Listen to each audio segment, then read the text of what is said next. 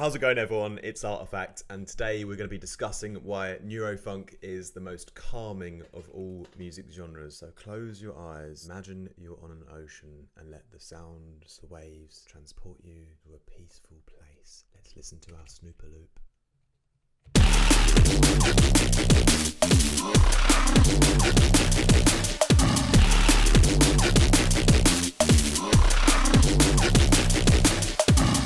So very peaceful. The sound we're going to be creating today is two. We're going to make some Reese stabs. I'm going to put my fingers in the air so that you know which ones I mean. And then we're going to create some risers using the same vital patch.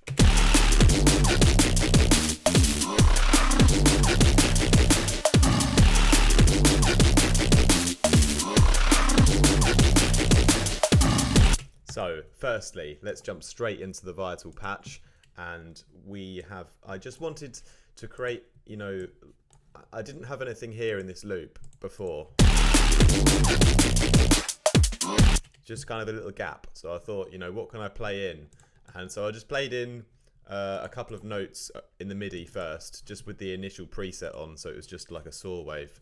And the notes I played were these kind of so the key of the track is in D, and the notes I'm playing are then D sharp, and then F, and then D. So yeah, so it goes, and then the second time round it goes. It's very, very simple, these kind of little three notes. And yeah, what you can actually see in this vital patch already is when I play a higher note, it gets a little bit more interesting. So the low note, that's kind of our classic Reese sound. Then when you play higher up the keyboard though, or up here, still got these really interesting lead textures which are also cool. And these are the ones I'm using to make a riser out of later on. But yeah, these first kind of notes, it sounded better at the kind of lower pitch. You can tell I've just got a lot of reverb on the end there, on just a Logic reverb, nothing crazy. But yeah, the actual patch, if I just turn that off for a minute, quite a dry, quite aggressive Reese, sort of with a classic sound to it. Very, very easy to make. All you got to do is initial preset. This is the saw wave here, and we turn off the oscillator 2 and the sample and the filter and the reverb, and yeah, start with that. Go from unison D. What the hell was that? I'm not sure what that is. Anyway, 3 voices to give it some stereo width. Turn the phase randomization off, and then turn up the detune a bit. And then we've gone over to the advanced tab here, and we've selected a power chord. So with the unison mode, it normally sounds like this. But with the power chord, we're getting, I think it puts in like something other notes to make it a power chord. You know what a power chord is already. If you don't know what it is, just Google it, right? And then we just turn up this distortion spread. Well, actually, you'll be able to hear this once I put the FM back on. So let's quickly go back over here. Put on a sine wave underneath 1 octave lower. And this is frequency modulating into oscillator 2. While I'm here, I'll quickly turn on the white noise as well. The level is down, but it's being frequency modulated into the sine wave, which goes into the saw wave. Yeah, so without that, we don't have that nice crunchy high end. And we just tweak these little settings here to find the nice balance.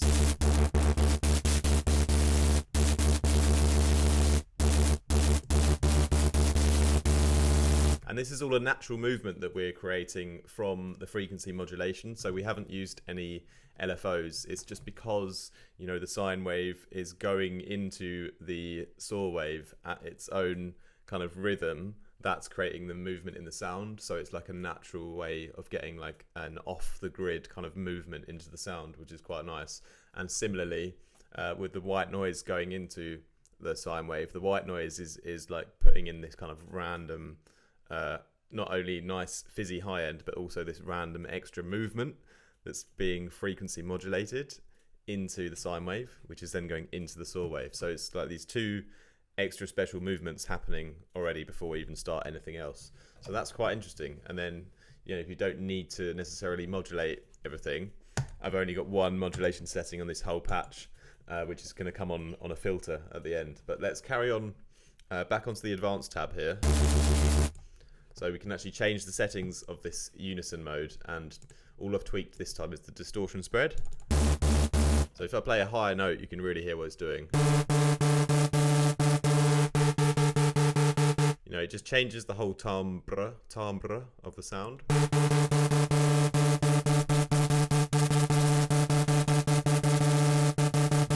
I quite like this kind of 7% range. And yeah, if we carry on, let's go over to our effects, and I've just put on a filter here.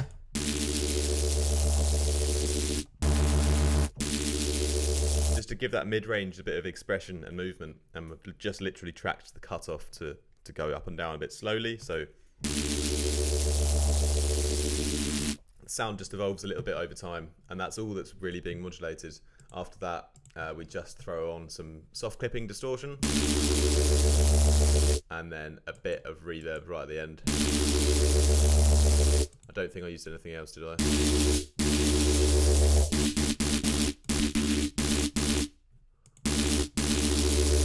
I think it's pretty much that, just these three guys. And yeah, that's pretty much the patch. So if we go over to how I made the riser now, this one's kind of done, these Reese stabs. With a bit of reverb on, they sound pretty nice in the mix there. Yeah, and so what I've done then is I've just held out a really long note. Firstly, this one. I've held it out, and then I've done the same for a higher note. And on both of them, I've just applied some really long reverb. So it was the Valhalla the Valhalla Shimmer. It's just got this like really long, infinite kind of delay on it. And then we kind of just bounce it out with the reverb on. And yeah, we just get this kind of texture like this. I've just kind of reversed it, and then we've got these two different versions that have been bounced out, reverbed, and reversed on these two different octaves. We've got that one, and we've got the low one. And then for these guys, I've just taken out the low end of both of them around 500 or 600, so they're not going to be clashing with the bass or anything if I want to use them in the drop. And then yeah, kind of just play them together here for a little riser for the intro.